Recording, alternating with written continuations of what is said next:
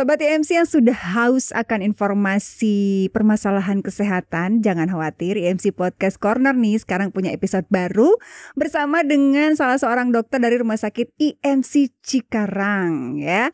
Hari ini saya sudah bersama Dr. Imade Budi Setiawan, M.Biomed, spesialis ortopedi dan traumatologi yang akan kupas tuntas mengenai skoliosis. Harus begitu ya dok ngomongnya.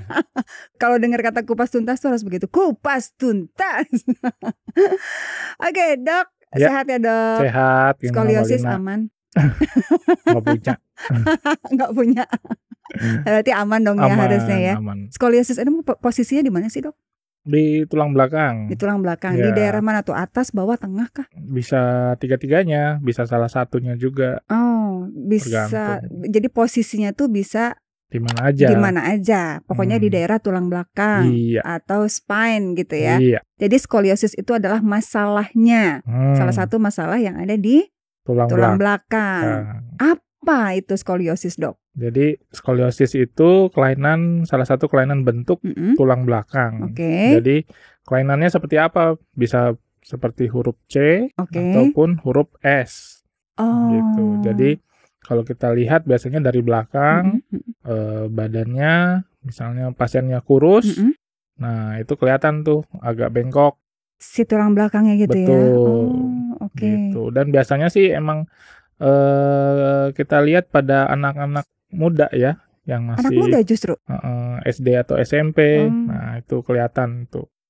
Jadi tapi nggak selalu anak muda, emang banyakan anak muda, orang tua pun ada, misalnya yang lanjut usia. Ini Gitu. bawaan lahir kah atau ada penyebab tertentu dok? Jadi skoliosis itu beberapa faktor risiko yang bisa menyebabkan terjadinya kelainan bentuk tulang belakang. Salah satunya benar tadi bisa karena keturunan ya, jadi genetik. Misalnya ada keluarga yang orang tuanya atau kakek neneknya yang memiliki kelainan skoliosis juga. Kemudian ada kelainan kongenital atau bawaan lahir. Biasanya itu penyakit-penyakit sindrom ya, jadi kumpulan dari beberapa penyakit. Kemudian bisa karena ada kelainan dari otot ataupun saraf di tulang belakang. Oh, jadi berpengaruh juga dari situ. Berpengaruh juga. Oke. Misalnya ada gangguan kelemahan otot sehingga tulangnya juga jadi bengkok. Kemudian bisa juga karena usia yang tadi saya bilang. Ya. Nah, jadi sendi-sendinya udah aus. Jadi kalau orang tua tuh kelihatan agak bengkok punggungnya, nah itu bisa kita bilang skoliosis juga. Kemudian bisa karena cedera pada tulang belakang ataupun infeksi.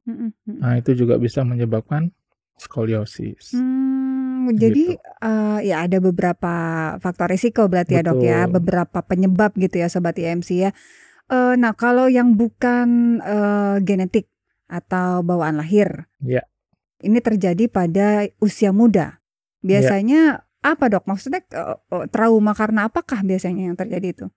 Biasanya bisa karena cedera olahraga. Oke. Kemudian aktivitas sehari-hari, posisi yang tidak normal. Contohnya kita duduk dalam alas yang nggak datar. Kemudian kita sembarangan memposisikan. Dalam waktu yang lama tuh? Iya, berulang-ulang gitu. Misalnya kita kayak kemarin sekolah online juga banyak yang anak-anak duduknya sembarangan, miring-miring. Nah, itu juga bisa jadi penyebab. Jadi memang posisi duduk pun bisa menentukan ya dok ya, terutama yang dilakukan terus-menerus. Iya. Selain itu tadi misalnya cedera gitu ya, karena jatuh mungkin atau olahraga posisi yang salah bisa juga ya dok ya. Bisa. Oke. Terus ciri-cirinya gimana? Apakah misalnya nih kita menemukan anak kita kok yang tadinya duduknya tegak jadi miring-miring ya? Apakah seperti itu aja atau ada ciri-ciri lain? Jadi yang pertama biasanya yang ngeh tuh orang lain. Misalnya anak-anak yang tahu duluan tuh orang tuanya. Jadi pertama bisa dilihat dari kepala dulu. Kepala kadang-kadang si pasien miring ke kiri atau ke kanan. Tergantung bengkoknya kemana. Paling sering memang ke kanan ya. Miringnya maksudnya permanen gitu? Iya, jadi agak Gini condong ke arah bengkoknya. Kemudian yang kedua, tinggi bahu. Nah, bahunya tuh nggak sama tingginya. Hmm. Jadi agak miring, yang kanan lebih tinggi, yang kiri lebih rendah. Nah, itu bisa kelihatan. Kemudian di punggung belakang ada belikat yang lebih menonjol Oh, gitu. Jadi kalau pakai baju kok kayaknya ada yang kelihatan menonjol di belakang, misalnya bajunya agak ketat gitu ya. Nah, itu juga bisa kelihatan. Kemudian pinggang. Kan kita punya lipatan pinggang nih. Jadi kadang-kadang lipatannya tuh nggak sama. Gitu. Biasanya kelihatan oleh si pasien, misalnya agak gemuk, dia ngaca tuh habis mandi. Nah, lipatannya beda sebelah. Gitu. Nah, kadang-kadang mohon maaf pada wanita payudaranya juga bisa tinggi sebelah. Kelihatannya nggak rata. Nah, pada saat dia ngaca, kadang-kadang itu nggak terlalu kelihatan. Mungkin tingginya nggak terlalu rata, dia curiga. Nah, itu bisa jadi skoliosis. Tapi kan Gitu. itu secara visual ya dok ya, Iya. yang terlihat gitu loh. Betul. Kalau dari pasiennya sendiri apa yang dia rasakan? Nah, pasien itu kalau memiliki skoliosis, yang pertama dia rasakan adalah kadang-kadang punggungnya suka nyeri atau pegel-pegel. Duduk lama, misalnya anak sekolah belum selesai pelajaran, punggungnya udah mulai nggak enak, nggak nyaman. Nah, pulang sekolah langsung ada keluhan kayak nyeri-nyeri, biasanya di tempat yang bengkok. Nah, seperti itu. Nah, mulai dari sana biasanya keluhannya berulang. Jadi terus-menerus berulang. Nah, biasanya baru lapor ke orang tuanya, bilang nih, punggung saya kok suka sakit. Nah, dari sana baru orang tuanya memperhatikan, ternyata tulang belakangnya agak bengkok. Kemudian kalau yang kasusnya memang sudah berat, biasanya ada gangguan daripada pernafasan, paru-paru. Oh, sampai ke situ ya dok ya? Kalau dia memang bengkoknya berat, biasanya volume paru-parunya berkurang. Jadi kadang pasien suka sesak.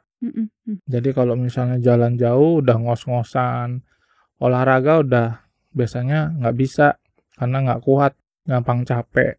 Nah, seperti itu. Oke, jadi dipastikan gitu ya dok ya, kalau misalnya Sobat IMC merasakan nyeri di daerah tulang belakang, kemudian kelihatan sama orang pun tidak presisi gitu ya dok ya, tulangnya itu ya, nggak rata gitu kan, terutama juga tadi pada wanita malah bisa dilihat dari payudaranya ya, posisinya gitu kan, mungkin harus segera memeriksakan diri ke dokter gitu ya dok. Betul. Ya. Biasanya tuh penanganannya seperti apa dok? Apakah bisa dengan terapi olahraga yoga kah misalnya, pilates, kan katanya bisa tuh memperbaiki struktur tulang. Ya. Ini seperti apa kalau dari dokter? Jadi sebelum kita memilih treatment option apa yang terbaik, biasanya kan kita diagnostik dulu tuh berapa sih bengkoknya, karena itu yang harus kita cari tahu sebelum kita menentukan treatment option. Nah, cukup dengan X-ray aja kadang-kadang kita sudah bisa menentukan seberapa besar derajat si skoliosisnya ini. Jadi kalau misalnya dia 25 derajat sampai 45 derajat atau di bawah 45 ya, kita biasanya terapinya masih konservatif dulu. Nah, artinya tanpa operasi. Apa aja yang bisa kita lakukan? Yang pertama, kita bisa lakukan terapi khusus gerakan-gerakan tertentu yang bisa juga dengan stretching ataupun strengthening, olahraga, gerakan senam ya. Kemudian bisa kita berikan terapi brace atau korset. Iya. Nah, ini korset ini kadang-kadang pasien orang tuanya juga suka nanya, apakah dengan korset ini bisa lurus? Korsetnya khusus atau semua korset bisa dipakai? Oh, khusus ya. Khusus, karena itu biasanya custom.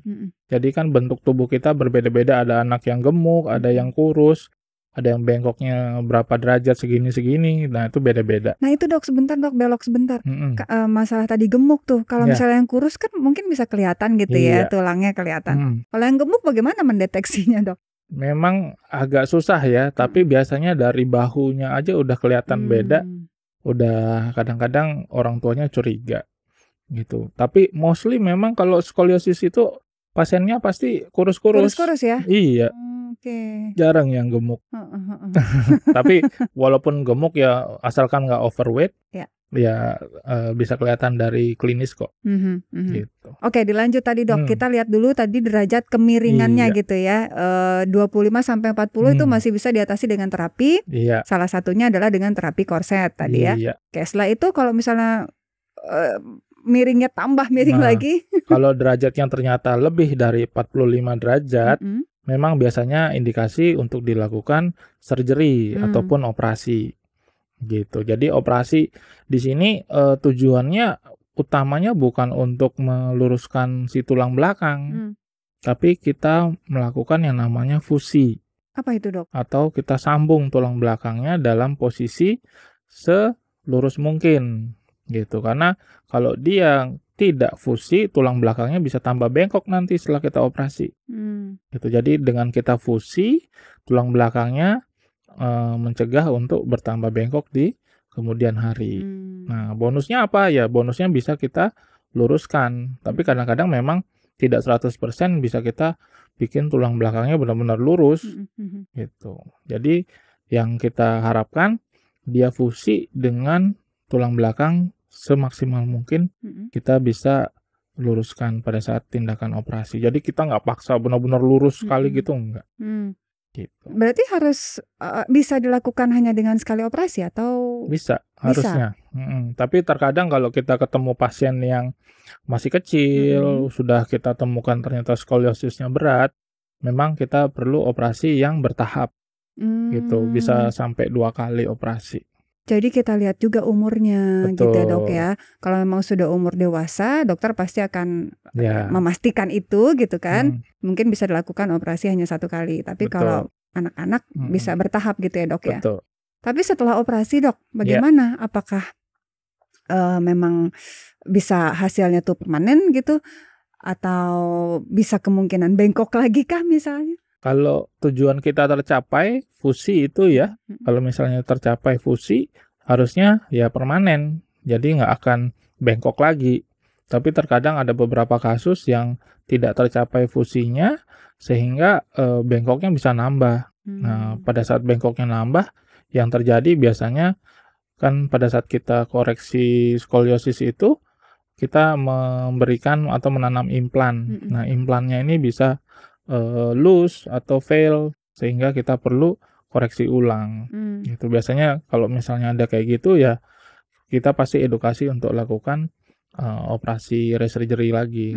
Gitu. Jadi after surgery itu apa yang harus diperhatikan sama pasien? Apa yang harus dilakukan dan tidak boleh dilakukan gitu? Olahraga boleh atau enggak? Olahraganya apa aja misalnya? Atau gerakannya harus diperhatikan seperti apa? Ya, jadi kalau kita sudah pasang implan di tulang belakang itu memang pasti ada keterbatasan dari tulang belakang kita untuk melakukan gerakan. Biasanya yang kita sarankan adalah olahraga yang low impact. Gitu. Jangan yang high impact karena ya pasti akan memberatkan tulang belakang. Gitu. Contohnya ya boleh misalnya kayak yoga tadi ya. Yoga senam, bisa dengan aerobik, misalnya lari, jogging, sepeda, berenang, nah itu masih oke gitu ya. Kalau yang high impact berbahaya juga soalnya kan kita pakai implan di belakang. Iya. Gitu. Oke, gimana Sobat IMC? Apakah sudah mengupas tuntas tentang skoliosis? Terakhir deh tips untuk Sobat IMC nih, dok, seputar skoliosis.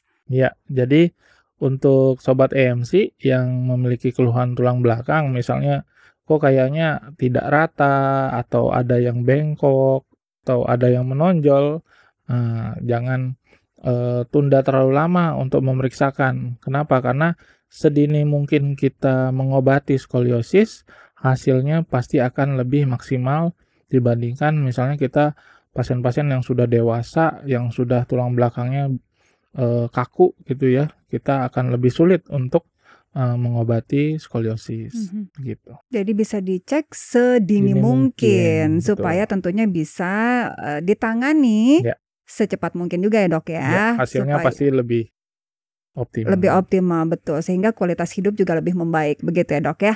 Oke, kalau begitu terima kasih banyak dokter Budi. Praktek hari apa sih dok di IMC Cikarang? Senin, Rabu sama Jumat. Senin, Rabu, Jumat jam? Ya, jamnya pagi, Senin pagi 9 sampai jam 12, Rabu jam 1 sampai jam 4, Jumat pagi lagi jam 9 sampai jam 12. Oke, atau detailnya Sobat IMC bisa cek nih di www.imc.id ya. Follow juga Instagram @rs.imc karena di sana akan ada profil-profil para dokter biasanya, kemudian juga event-event dari Rumah Sakit IMC, dan tentunya jangan lupa subscribe nih channel YouTube kita di nggak pakai @ ya, RSIMC ya Dok ya. Dokter suka nonton nggak? Ya kan saya yang main. Oh, iya. Kan mungkin nonton diri sendiri gitu, iya. biar banyak viewers dok. Nanti nonton. umumin juga dok sama tetangga-tangga, saudara-saudara. Siap.